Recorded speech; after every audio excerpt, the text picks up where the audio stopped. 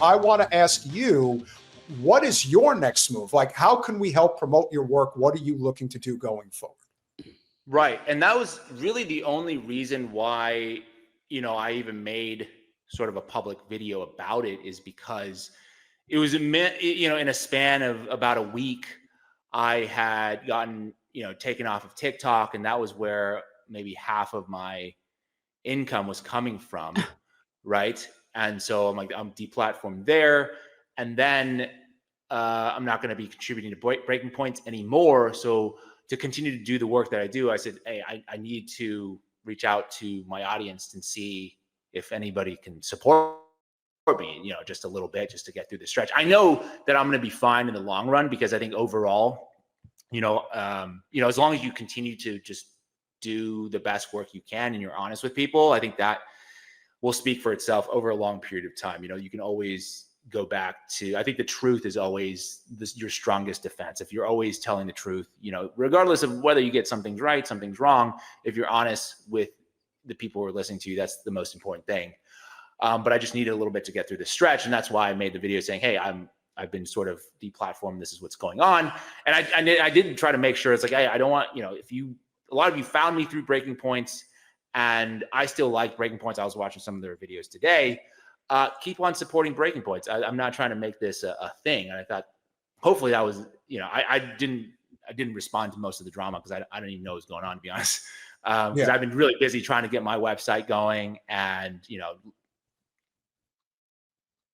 getting that up and running. So that's kind of the next move, is really going fully independent, which is, I've always been fully independent. To give credit to Breaking Points, they've never editorialized me. And I always say, like, everybody always says you have 100% editorial control until the day you don't, which has happened. And because I think it started, a couple weeks ago, I interviewed Elijah Schaefer, who I thought it was an important interview to do, because he was getting sued by Alexis Wilkins, the girlfriend of Kash Patel. And I said, this is an attack on the First Amendment here. It doesn't really matter if you agree with Elijah on some of the other issues that he's talked about, right? You can disagree with that, but this certainly is basically attacking podcasters and journalists because he disagreed with the job. He's criticizing Kash Patel a lot, right? They're going hard on, a lot of the right has been going hard on Kash Patel, because he's been, pretty much a clown since he's, since he's taken his position. So I thought that was important for people to understand the insights of that lawsuit and how ridiculous it was and what she was, alleging. And they told me the particular episode was, defamation, or could possibly be defamation according to their lawyers, and that it was not neutral coverage. And so I was like, okay, it's fine. It's your platform. No worries. Like, if you don't want to run it, it's fine. So then I ran it on my thing. And some people were like, well, you did call them out on it, so of course you're going to get shit canned. Because I said, hey, this is the interview they wouldn't let me run, which is only the truth. I'm like, hey, they wouldn't let me run it. I think it's really important. I'm going to run it. So that's kind of what I have coming up. I'm really excited about the projects that I'm working on. I'm probably going to get into more of your space, which is like kind of live streaming and things like that. So I'm pretty excited about it. And I've had, just to say thank you to all the support that I've gotten, which I didn't even expect, to be honest. I thought it was going to be like a couple people might care, but I think a lot of people were behind me, which was really amazing to see. Somebody sent me the first video that Breaking Points released, and all the comments were like about me, which I thought was insane, and really awesome to see. So thank you guys for your support. And the promise that I continue to give to people is like, I'm just going to keep doing the best I can. I'm going to just not, obviously if, I don't always get things right, but I'm just going to be out there trying to seek the information that I think we should have. I'm trying to do a job as a journalist, which is basically, if somebody doesn't want something reported, it should probably be reported, right? I think a lot of journalism nowadays has veered into this sort of PR kind of thing, where you're taking something that an official said and then you're running that story, which I think is just PR, or you're trying to like stenography, James. Yeah, or interviews. A lot of people, I think now in the podcasting space, is like, oh, I want to get big interviews with people, so I want to be in their good graces, that kind of thing, which fortunately I'm just not interested in that. Like, I don't have a desire to be invited to those things. So I'm fine being kind of like in my own little bubble. That's why I live in San Diego, which nothing really happens out here. You know, I'm not in the DC swamp. I'm not in New York. I'm not in LA.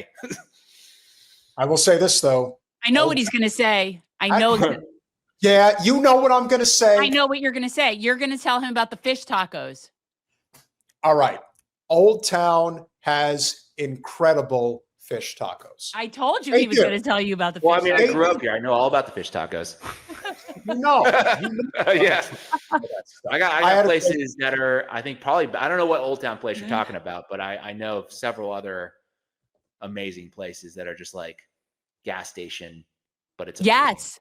The holes in the walls are the places that you get the best stuff like tacos. Absolutely. Yeah, absolutely. Well, we have all of James's information will be in our description, so you guys should follow him. And I just wanted to tell you, I think it's very smart for you to just do your whole own thing, because at the end of the day, we are all basically at the mercy of Google and Meta and all of these ridiculous oligarchs that get to determine what we can and cannot say. And Jordan did it a while ago with Status Coup, where he just did his whole own thing. And it has nothing to do like with the algorithm stuff in terms of his membership is different. And that's what you need to do, because otherwise it's hard to keep your platform protected.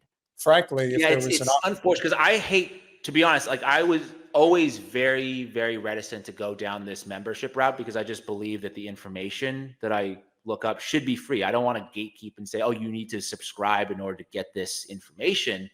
I want people to have it. So, you know, I now understand that it's kind of maybe necessary. And I think people are very willing to support folks that are honest and are out there doing good work. I've learned because it's just what it needs. I mean, it's like the same. You just have to build a separate funding apparatus outside of the mainstream system. Like if you're relying constantly on the algorithm, they can just turn you off, you know, like tomorrow if they wanted to. You know, even, okay, so I'm on YouTube, that's going well. I'm on Instagram, but you know, the next day those could be gone as well. So you do need to kind of have that separate thing to actually, to at least get you through some of these tough stretches. Because I think censorship always comes in waves, right? Right now they're censoring this Israel issue. We'll see what happened a few years ago. It was COVID, right? All of the COVID people who were doing honest coverage about what was going on there with the vaccines and the lockdowns or whatever, they were deplatformed. And now that seems to be okay to say. So it kind of comes in waves.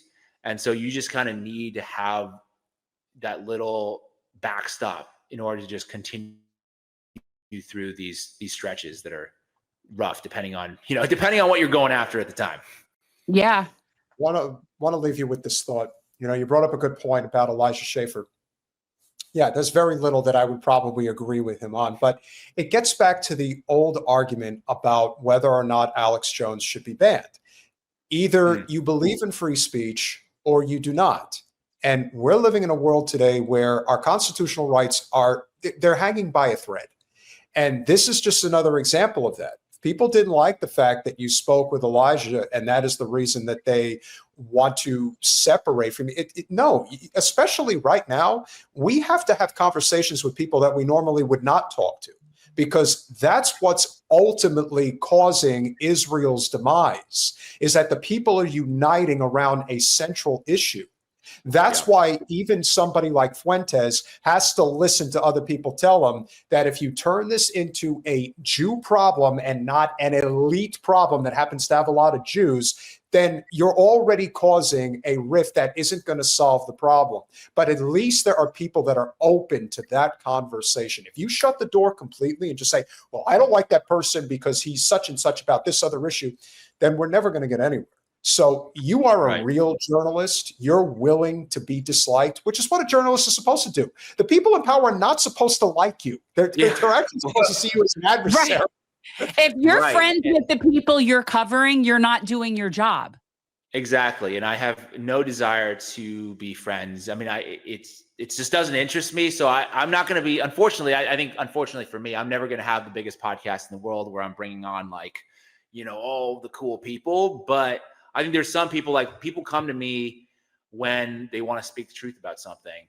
And that's what I care about. Like they come from all walks of life. I have people, you know, like celebrities and these kinds of people who reach out to me and DM me like, hey, you're doing great stuff. And these are people who can't say these things out loud, but whenever they want to, like, hey, this is like kind of the avenue And I think we just need more of this. Hopefully we can go back to more of this. And I think we are, to end on, this is a quote that that's recently become like super top of mind for me, which is that like all tyrannies rule through fraud and force, but once the fraud is exposed, then they have to rely solely on force. And that's kind of like, we're at that inflection point where the fraud is getting exposed right and left every single day.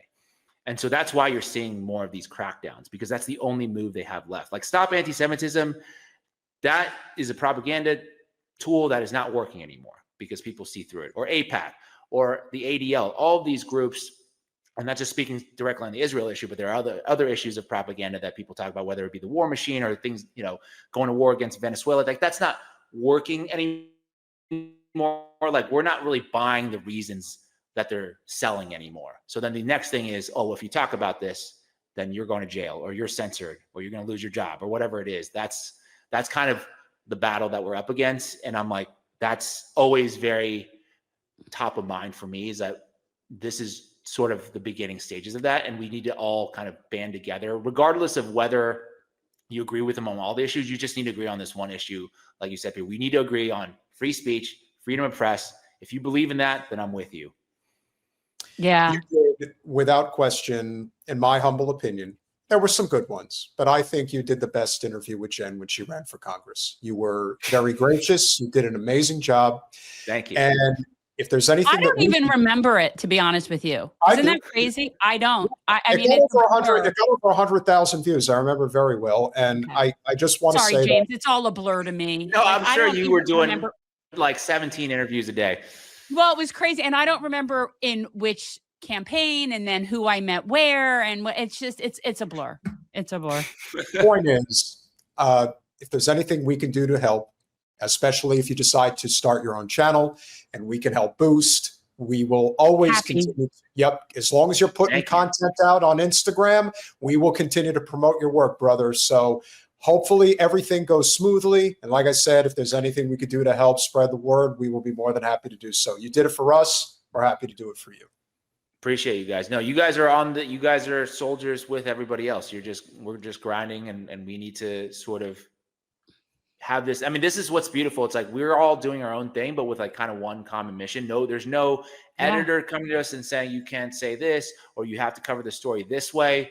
But we kind of all have this kind of loosely aligned goal of telling the truth, which is a beautiful thing. And it's also a very dangerous thing to the powers that be, because now you have people who don't coordinate. Because people all the time are like, oh, you're just like a Candace show, or you're just saying the stuff that Ian tells you to say. I'm like, no, dude, we have almost zero communication with one another. Like, we're not telling each other what to cover, but for some reason we're all kind of on that same path. And it's because that path is the one that is like, we're just both going after the truth. So it's like naturally going to lead us there, versus somebody top down telling you this is the story of the.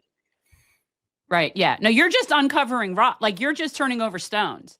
What you're just all finding stuff because you're looking. That's the key thing. Yeah, for sure. A novelty thought. Appreciate it. Yeah.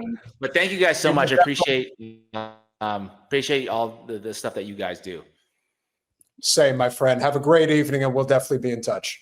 Bye, James. Thank you.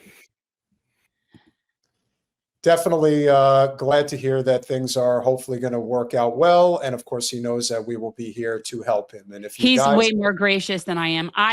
The truth is, I don't watch Breaking Points. I haven't watched Kyle in years. It's been years since the last time, the 2 election cycles ago, when they tried to like shepherd us right back into the duopoly.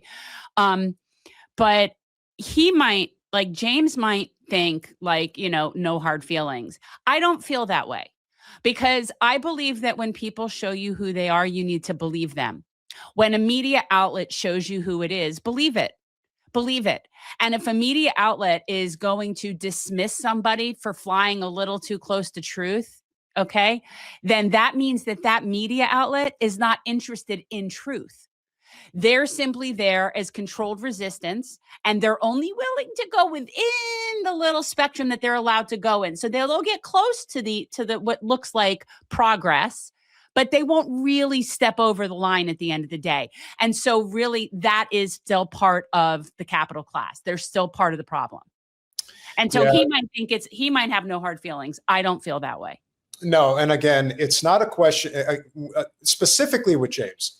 And the reason why I think this is a bigger issue than people are maybe necessarily making it out to be, or they're having their opinion about it, like Scooby and Shaggy. The fact of the matter is, James does great journalism. Yes. And his content is solid. He makes very good use of Instagram and TikTok when he was allowed to. But who's to say that Zuckerberg is not going to turn into Larry Ellison and eventually he's going to say, yeah, you can't produce any content that's against Israel here either. So your ability to make income that way, that's gone. And we just accept it. James lost his way of making a living. And there are That people, sounds like it was more TikTok related for him. Yeah, that was a big part of it for sure. And then to compound it by breaking points, letting him go, it's like, that's the thing. It's one thing to conduct yourself in a professional manner, but there are people out there that are dumping on James right now. Like, what the hell? I don't get it at all. And here, something people, when you're looking at independent journalists, so like people like James or people like Jordan Chariton, it's a matter of what they're covering in terms of, are they being truthful? Are they really looking for factual information? But keep in mind, these are people that curate their own stuff. So they determine what is a priority to cover. And you can tell a lot about somebody by what they choose to cover, not just how they cover it, but even just the subjects that they're covering. That tells you a lot. So what James is covering, when you look at how he prioritizes things, he's on our mission, speaking truth to power and standing up against the oligarchy. He's on that mission, and he's definitely on the mission to support Free Palestine.